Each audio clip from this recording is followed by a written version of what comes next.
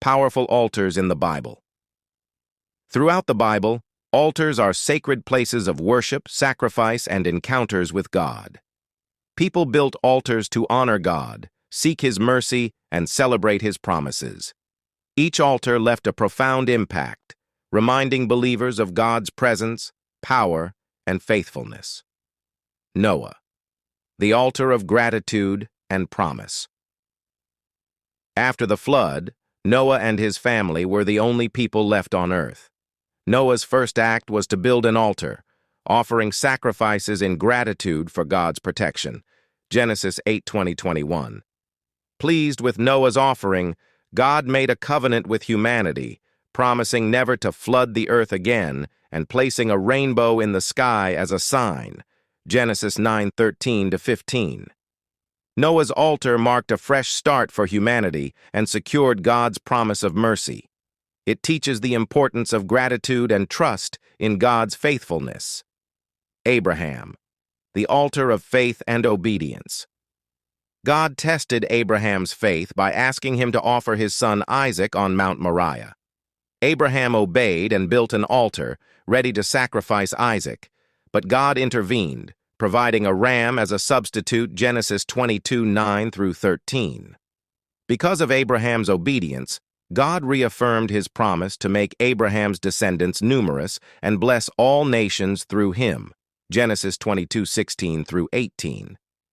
Abraham's altar symbolized ultimate obedience and foreshadowed Christ's sacrifice. It shows that God honors those who trust Him fully. Jacob, the altar of transformation at Bethel.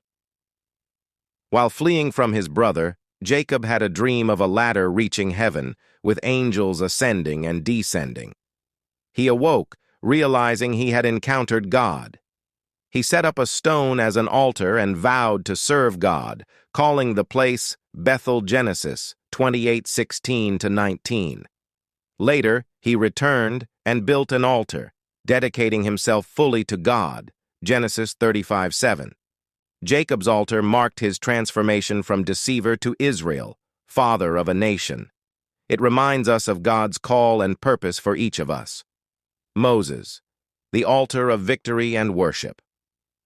When the Israelites battled the Amalekites, Moses stood on a hill, lifting his hands to ensure Israel's victory. After the battle, he built an altar, calling it Jehovah Nissi, the Lord is my banner, acknowledging God's power in their victory. Exodus 17:15. This altar reminded Israel that victory comes from God alone. It became a symbol of God's strength and protection.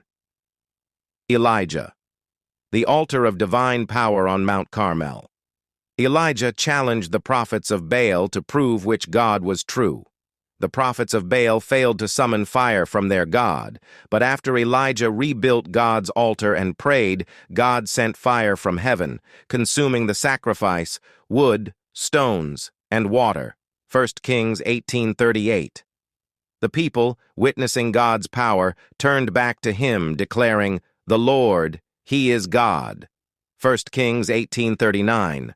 Elijah's altar revealed God's supremacy over false gods. It teaches that God responds to sincere faith and worship, turning hearts back to Him. David, the altar of repentance and mercy. After David sinned by ordering a census, a plague struck Israel. David, instructed to build an altar, purchased the threshing floor of Araunah and offered sacrifices, seeking God's mercy. God accepted David's repentance and stopped the plague. 2 Samuel 24:18-25. David's altar showed the power of repentance and God's mercy. This site later became the location of Solomon's temple, where Israel worshipped for generations. The lasting power of altars. In the Bible, altars symbolize places of surrender, gratitude, and divine encounter. From Noah's gratitude to Elijah's demonstration of power, each altar highlights God's faithfulness and presence. Today, these stories inspire us to approach God with worship, faith, and a heart open to His transforming power. The altar serves as a reminder that God meets us wherever we seek Him with sincerity, ready to bring transformation and renewal.